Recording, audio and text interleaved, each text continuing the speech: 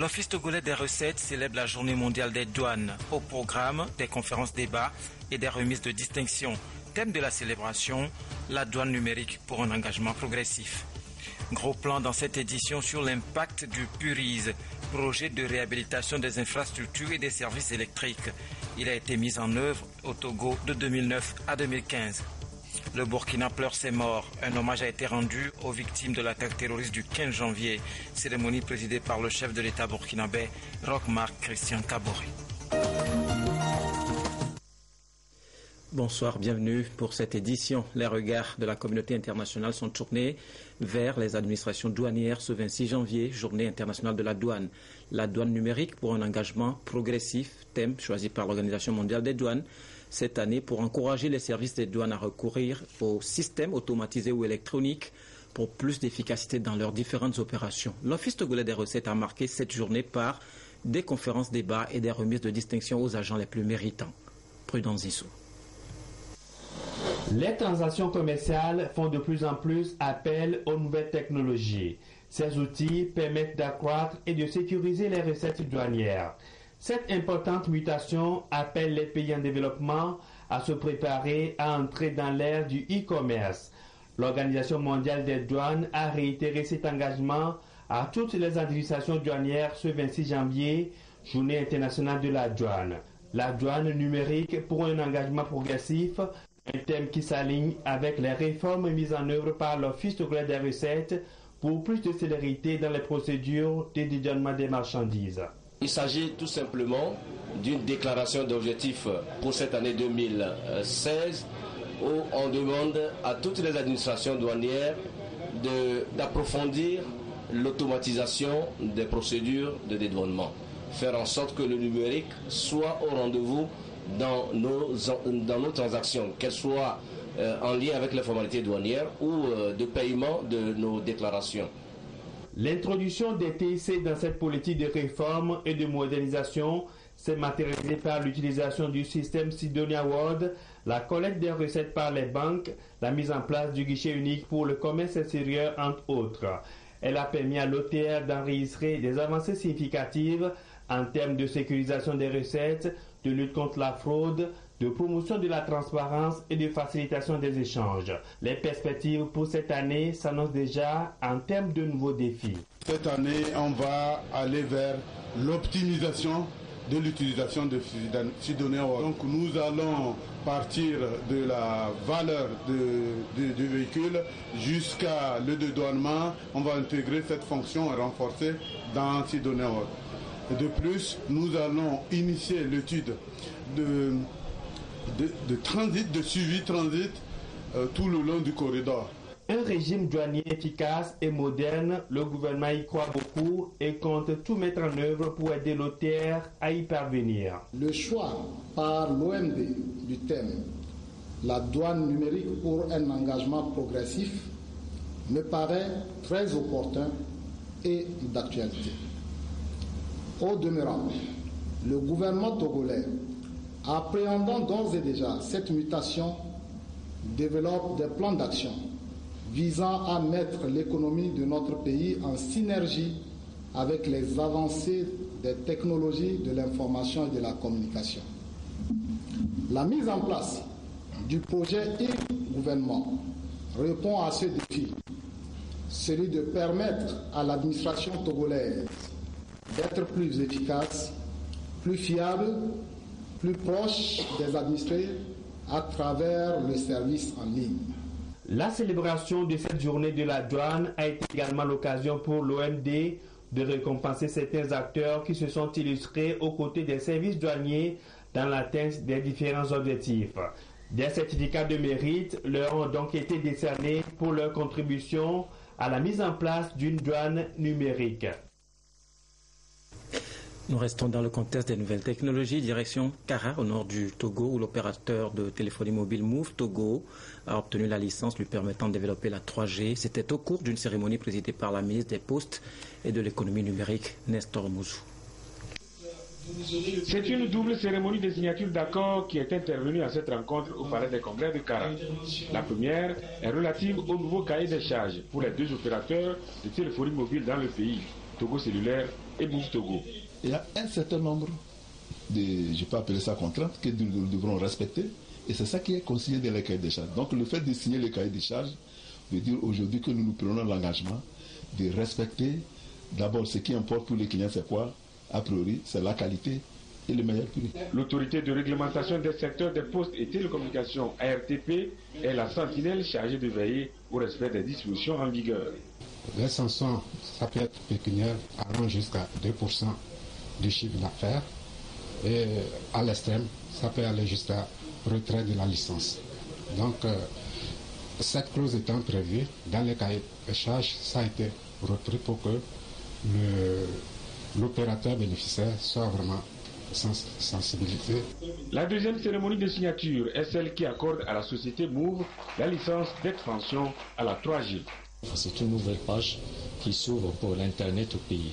Ça traduit fermement en fait la volonté de son Excellence, Monsieur le Président de la République, et du plan d'action qui a été mis en place. Déjà, les débits ils vont doubler, voire tripler en fait les débits de l'Internet. Et la vie sera beaucoup plus facile dans les universités, dans le quotidien. L'Internet n'est plus en fait n'est plus un privilège, c'est un outil de travail de quotidien. Pour cet événement, les premiers responsables du groupe Maroc Télécom, maison mère de Move Togo, ont effectué le déplacement. Au Togo, les flux de la data, c'est-à-dire de l'Internet, sont en train de dépasser d'une manière rapide le flux de la voix. Et donc c'est une œuvre de modernisation radicale du pays à travers l'économie numérique. Et en cela, nous nous conformons bien entendu aux orientations de son Excellence, le chef de l'État. L'arrivée du second opérateur mobile sur le segment des services 3G va créer une nouvelle dynamique de concurrence et permettra aux consommateurs de choisir l'opérateur lui offrant la meilleure qualité de service au meilleur prix. La déclaration de politique sectorielle adoptée par le gouvernement en 2011 a exprimé l'impérieuse nécessité de dynamiser le marché des télécommunications afin de favoriser l'émergence d'offres et de services nouveaux de qualité à des prix abordables tout en assurant une forte diffusion des TIC à tous les niveaux de la vie socio-économique du pays. Il est attendu que la 3G soit disponible dans une vingtaine de chefs-lieux de préfecture à l'horizon 2018. Concernant les services voix, tous les chefs-lieux de canton et plus de la moitié des villages au Togo, des villages de plus de 2000 habitants, seront couverts d'ici la fin de cette année. En termes de qualité de service, le taux de réussite d'établissement des appels, les débits d'Internet seront sensiblement rehaussés. L'autorisation d'offrir des services 3G est accordée à Move Togo pour une durée de 6 ans. Cela soulève un tollé quand on entend parler d'abus sexuels perpétrés par les casques bleus sur les théâtres d'opération, comme c'était le cas récemment en Centrafrique. L'ONU est désormais ferme. Plus question pour ses forces, quelles qu'elles soient, de couvrir d'opprobre l'institution par de telles ignominies. Une rencontre régionale se tient à cet effet à Lomé. Les différentes hiérarchies militaires se concertent pour mettre en place des mécanismes efficaces capables de prévenir ou d'éviter de tels comportements au niveau de leurs troupes respectives. Antoinette Romain-Vovor. Les abus sexuels dans le contexte des opérations de maintien de la paix préoccupent aujourd'hui les acteurs au plus haut niveau. L'exploitation sexuelle des couches les plus vulnérables a suscité une vive émotion dans le monde et est devenue un thème de sensibilisation pour les organismes intergouvernementaux et les institutions internationales. Un règlement de l'ONU interdit aux casques bleus toute relation sexuelle avec une prostituée ainsi qu'avec une personne de moins de 18 ans. À ce titre, des sanctions sont prévues à l'encontre des auteurs de ces actes. Et c'est justement pour éviter ces errements lors des déploiements sur le terrain que se tient cette session sous-régionale pour sensibiliser les forces de défense et de sécurité. Au regard de l'importance des événements récents que nous avons assistés dans certaines opérations de maintien de la paix et sur la base du message du secrétaire général de l'Organisation des Nations Unies, M. Ban Ki-moon, qui a donc mis en place une stratégie visant à assurer une tolérance zéro pour toute allégation et abus sexuels, notamment dans les opérations de maintien de la paix. Cette stratégie vise non seulement à aller vers une formation d'abord une formation de tout le personnel qui est déployé sur les missions des opérations de maintien de la paix, d'une part, mais également aussi à travers des campagnes de sensibilisation dans lesquelles cette initiative d'aujourd'hui s'inscrit, mais également aussi à travers la mise en évidence de toutes les sanctions. Selon le chef d'état-major général adjoint des FAT, ce combat doit être une responsabilité partagée dans la lutte contre toute forme d'atteinte à l'intégrité et à la dignité des personnes vulnérables en situation de conflit. Des faits similaires, avérés ou allégués, survenus sur d'autres théâtres d'opérations de paix nous interpellent et commandent à chacun d'agir à son niveau et selon son rang pour y mettre fin en vue de redorer l'image du maintien de la paix, abîmé, plus ou moins abîmé par la faute de quelques individus, et surtout pour répondre pleinement à l'espérance de millions d'hommes et de femmes exposés aux affres de la guerre. Le Togo, dont les troupes se sont distinguées ces dernières années par leur conduite exemplaire dans les missions de paix, entend prendre toute sa part dans cette croisade. Les pays de la sous-région participent à cette rencontre sous-régionale. L'ONU attend de son personnel des missions de paix qu'il se conforme aux normes de comportement les plus strictes et qu'il se conduise de façon professionnelle, exemplaire et disciplinée sur les terrains des opérations de maintien de la paix. L'engagement de la société civile dans ce combat contre les abus sexuels serait aussi un plus, elle qui fait déjà si bien face à d'autres défis sociaux comme les problèmes d'eau et d'assainissement, des sujets qui mobilisent à Lomé tout un collectif soucieux de trouver des solutions appropriées à la thématique eau et climat. Medina Bacha-Salavi. L'accès à l'eau pour tous dans un environnement sain, une nécessité pour les populations et une préoccupation de l'heure. Des collectifs de la société civile en Afrique de l'Ouest et du Centre se mobilisent depuis 2010 pour faire progresser significativement l'accès des populations à ces besoins vitaux. Dans beaucoup de nos pays, nous n'avons pas atteint les OMD parce qu'on n'a pas était capable de mettre tout ce qu'il fallait pour donner l'eau et l'assainissement à toutes les populations. Donc aujourd'hui, la mobilisation de la société civile est capitale parce qu'elle est même reconnue à tous les niveaux. Cet engagement des collectifs a déjà permis la mise en œuvre d'un projet dénommé Eau et assainissement pour tous. Cette 5e rencontre sert de partage d'expériences et de plaidoyer. Donc cette année, l'atelier qu'on met en place, il répond à cet objectif d'échange d'expériences, mais aussi il répond à cet objectif de plaidoyer au niveau national et international avec 2 enjeux majeurs, les financements, la mise en œuvre des objectifs de développement durable et la question de l'eau et du changement climatique. Cette dynamique-là que nous avons actuellement, c'est de repositionner la société civile dans la gestion de ces secteurs.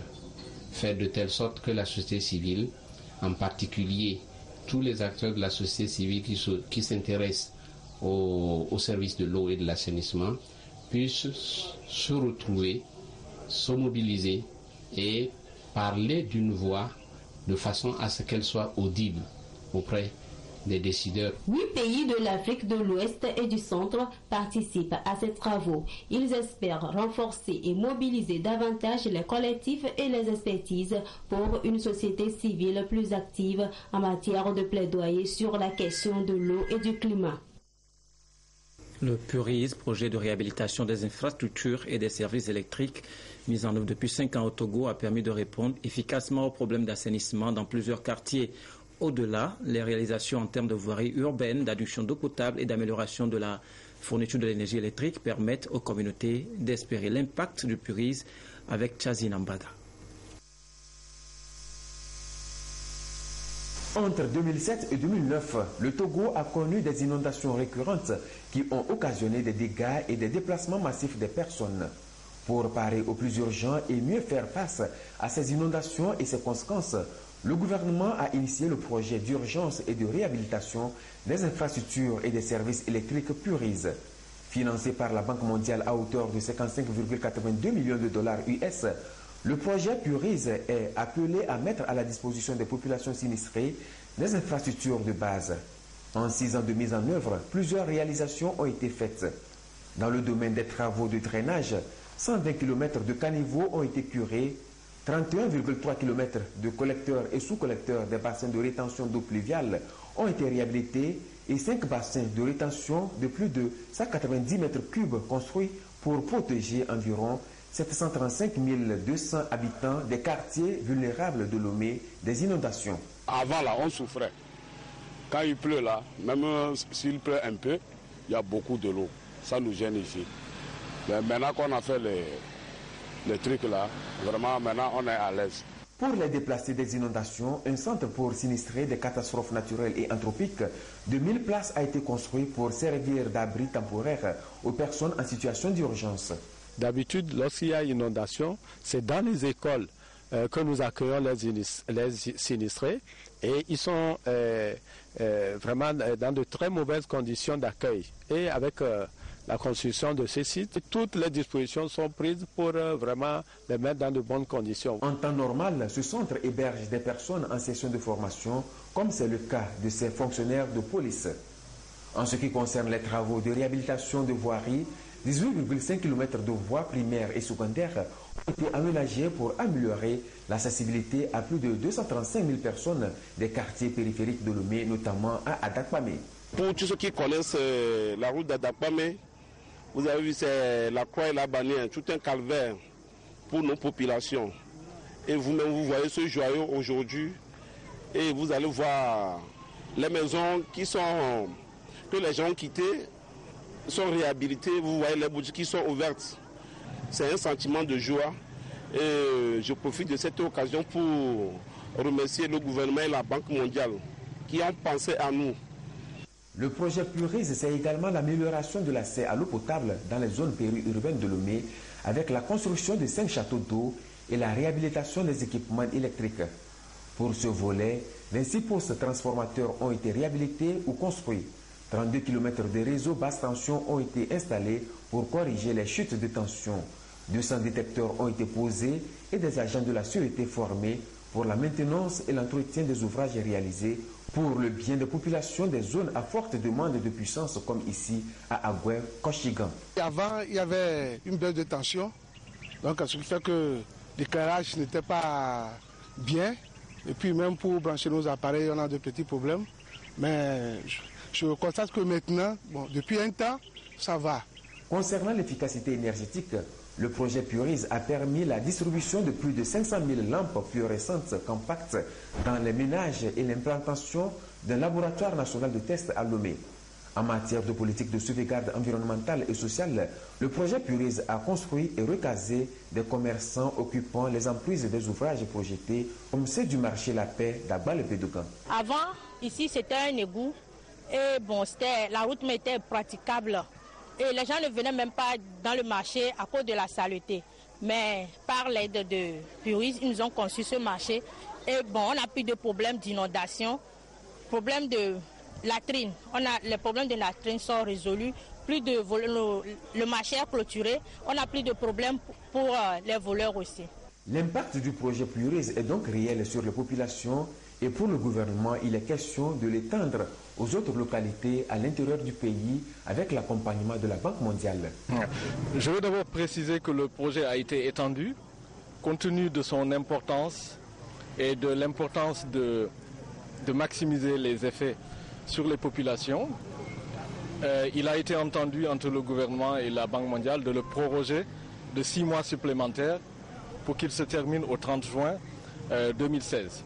Et dans le souci donc de partager aussi les bénéfices au développement, la banque, en discussion avec le gouvernement togolais, est en train d'envisager la possibilité de faire des projets similaires à l'intérieur du pays. La durabilité et la pérennité des réalisations ont été prises en compte par le Purise. Ainsi, près de 200 acteurs impliqués dans la gestion des ouvrages aménagés ont été formés.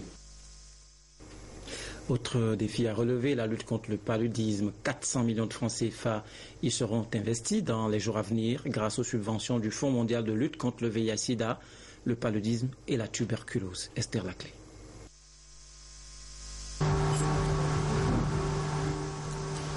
Le Fonds mondial a décaissé 60 millions d'euros, soit 40 milliards de francs CFA, pour appuyer le Togo dans la lutte contre le paludisme, le VIH-Sida et la tuberculose.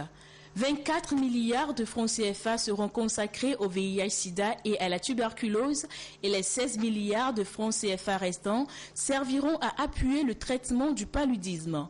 Les acteurs de la mise en œuvre de cette subvention s'imprègnent des défis à relever. C'est à travers cette session de formation qui va durer 3 jours.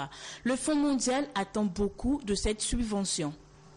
2016 et 2017 sont des années clés pour différentes raisons. D'une part, pour démontrer la capacité du Togo à utiliser de façon efficiente les investissements requis répondant aux besoins des populations, pour faire reculer les 3 maladies et pour renforcer le système de santé. Mais d'autre part, également, pour convaincre les donateurs du Fonds mondial que les fonds qui ont été levés au cours du dernier exercice de reconstitution des ressources étaient absolument nécessaires, pour ne pas dire en deçà des besoins des pays, et que ceux qui seront demandés pour la prochaine période de 3 ans, cet exercice a déjà commencé, seront gages de consolidation des progrès dans le cadre de la poursuite des objectifs de développement durable. Et en matière de la lutte contre ces 3 maladies, le Togo est sur la bonne voie selon Kardiata Londiaï, représentante résidente du Programme des Nations Unies pour le développement au Togo. Il est donc évident de faire le point pour une meilleure prise en charge de ces pathologies, un exercice auquel s'est attelé Kossi Asimaïdou, ministre de la Planification du Développement. Des avancées notables ont été réalisées dans la lutte contre le paludisme et la tuberculose. En matière de VIH-Sida, le taux de prévalence est passé de 3,4% en 2010 à 2,5% en 2014, soit une régression de 0,9% en 4 ans. Pour sa part, le gouvernement togolais, en mettant au premier plan le schéma de mise en œuvre des subventions du Fonds mondial, témoigne ainsi de sa volonté et de son engagement ferme à accompagner de façon appropriée tous les acteurs pour que les objectifs assignés aux dites subventions soient pleinement atteints. Le Togo est le tout premier pays francophone et le 10e au monde à signer cet accord avec le Fonds mondial. Une subvention de 27 mois sur la période 2015-2017. Le Burkina Faso rend hommage aux victimes de l'attaque terroriste du 15 janvier. 32 morts, 11 nationalités différentes. Le président Roch Marc Kaboré a réitéré sa ferme volonté de combattre ce fléau contemporain de toutes ses forces et protéger ses concitoyens contre cette folie meurtrière des djihadistes.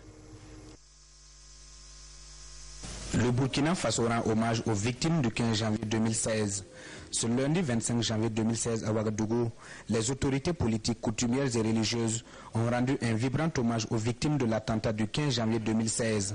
Selon le président Roch Marc Christian Kaboré, en sémant la terreur et la panique, les terroristes veulent empêcher le développement et la paix au Burkina Faso. Et pour venir à bout de ces attentats, il appelle les populations à plus de vigilance et de collaboration avec les forces de défense et de sécurité. De ces actes criminels et aveugles, destinés à tuer des personnes innocentes, traduit la volonté des terroristes d'imposer leur loi à notre peuple et de l'empêcher de construire son bonheur. C'est mal connaître le peuple burkinabé, qui n'a jamais marchandé son honneur depuis la nuit des temps et ne s'est jamais plié ni résigné devant ses ennemis. Face à ce nouveau défi, il se mobilisera comme un seul homme pour opposer une défaite cinglante aux entreprises terroristes sur notre sol. C'est avec un mélange d'émotions, de tristesse, de compassion mais aussi de colère que les représentants des familles des victimes ont souhaité plus de tolérance pour un monde de paix. Nous tenons à exprimer notre condamnation la plus totale de ces crimes abjects.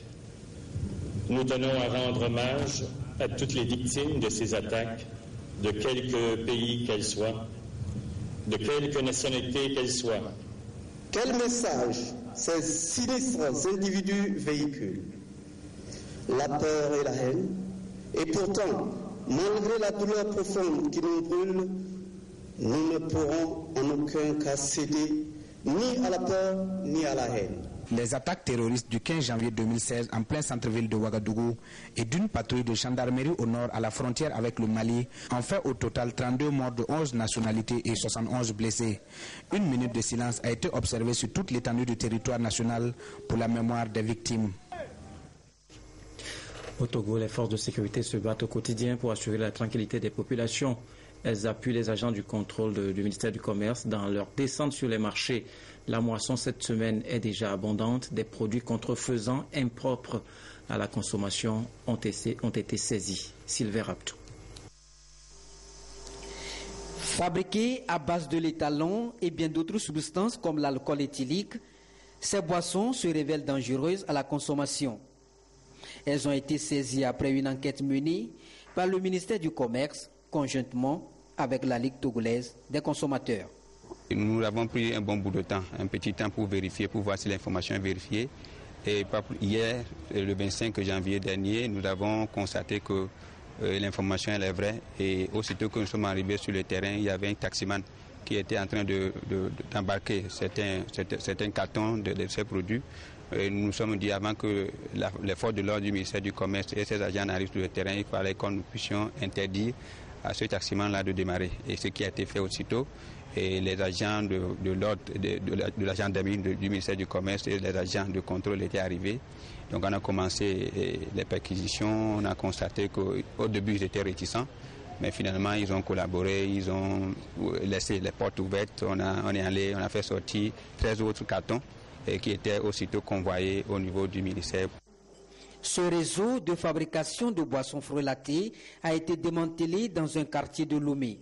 Une entreprise familiale qui opère frauduleusement depuis plusieurs années. La ministre en charge du commerce appelle la population à plus de vigilance car ces produits inondent les marchés et sont impropres à la santé humaine. Une loi togolaise de 1999 qui interdit toute contrefaçon. Et au cas où on découvrait ce genre de choses, la loi prévoit des amendes et puis même des peines allant jusqu'à l'emprisonnement. La santé n'a pas de prix. Quand certains de nos populations s'adonnent à ce genre de choses sans se soucier de la santé de la population, c'est vraiment dommage. Face à l'ampleur de ce phénomène, le ministère du Commerce entend renforcer les circuits de contrôle afin d'identifier ces réseaux qui s'exposent à la rigueur de la loi. Quelques soucis techniques par endroit, veuillez nous en excuser. La sécurité, c'est aussi sur les routes. Le taux d'accident a chuté de façon drastique depuis le rétablissement du casque et de la ceinture de sécurité. La plupart des accidents concernent beaucoup plus les motos.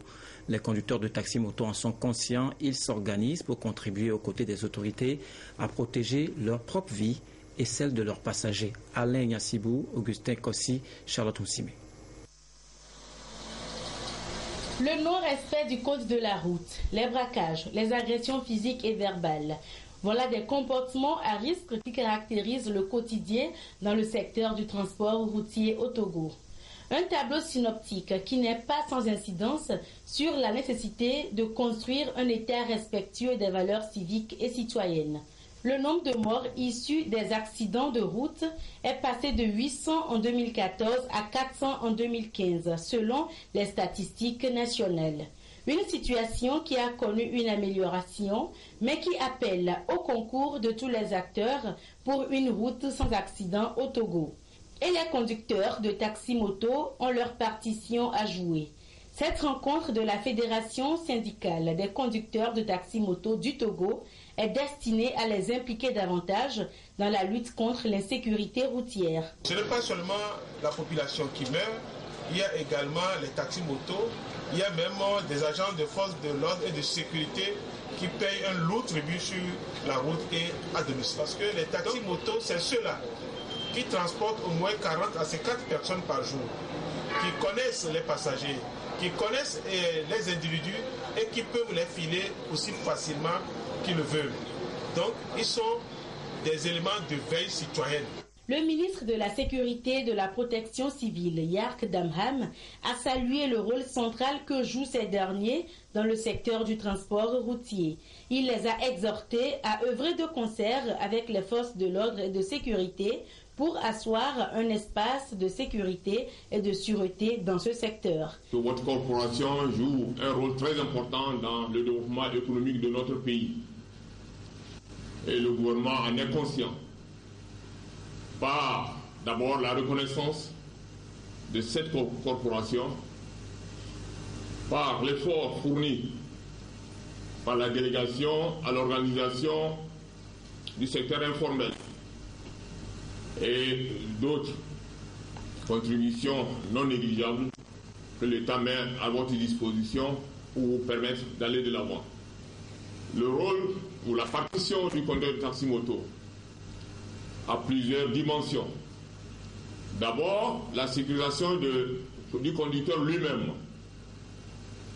Et je tiens à saluer votre adhésion spontanée lorsque le chef de l'État a décrété l'année 2014, année de la sécurité routière. Votre adhésion au port de casque. D'importantes résolutions sont attendues de cette rencontre, notamment l'identification des conducteurs des automobiles à 2 roues autoroutes. Il s'agira d'attribuer à chacun d'eux un numéro d'identification afin de leur assurer un espace de travail sécurisé et de protection. Smartphone, tablette, appareil photo numérique, nombreux sont ces outils qui permettent de nos jours d'immortaliser soi-même toutes les situations vécues au quotidien. Une avancée technologique qui met à rude épreuve la photographie classique, profession de longue date. À l'ère du numérique, que deviennent les studios photo et comment arrivent-ils à survivre? Reportage signé des étudiants de l'Institut des sciences de l'information, de la communication des arts, ISICA. La révolution numérique a occasionné l'avènement de smartphones, de tablettes et d'autres appareils qui permettent à son utilisateur, sans être formé, de prendre facilement des vues. Il est même possible avec son téléphone portable de se prendre en photo ou d'immortaliser des événements qu'on juge importants. Une telle situation pose un réel problème sur la raison d'être des studios photo. Est-ce qu'on a besoin d'aller au studio? Je ne pense pas. Parce que, bon, pas forcément, puisque les smartphones aujourd'hui nous permettent de capter les images. Elles produisent des images un peu partout, dans les restaurants, dans les cafés. J'avoue aujourd'hui que la technologie aujourd'hui, par rapport au smartphone, vient en quelque sorte balayer du revers de main, en quelque sorte, je parlerai des allées au niveau des studios. Cet avis, d'autres personnes ne le partagent pas. Et pour cause, il arrive des fois que je prenne mes appareils pour aller prendre des photos, mais quand je reviens, il faut toujours aller traiter cette donnée au studio. Les studios photos, pour moi, sont toujours utiles. Approchés, les professionnels de la photographie reconnaissent que les nouvelles technologies freinent énormément l'évolution de leur métier. Toutefois, selon eux, les studios photos existent et existeront toujours. Les studios ont toujours leur raison d'être parce que chez nous, il y a la générosité et puis c'est ça qui fait la différence. L'avènement des smartphones, des téléphones portables et autres ne peuvent en rien empêcher les studios d'exister. Il y a des sociétés qui publient sur le net des images et ces images, je ne pense pas que ça doit être les images de smartphone. Il faut que ce soit des images professionnelles. Les clients qui continuent de fréquenter ces studios approuvent la qualité du travail qui y est fait. Nous voyons que leurs images est plus bonne que les photos numériques de nos jours que nous avons. Afin de pallier la baisse de la clientèle, les professionnels optent pour les sorties sur le terrain et la couverture des grands événements. Et à les en croire, ces options améliorent un tant soit peu leur situation financière. Il est vrai qu'au niveau du rendement, il y a eu une baisse un peu considérable parce que la plupart des jeunes font des photos avec leur portable, tout ça.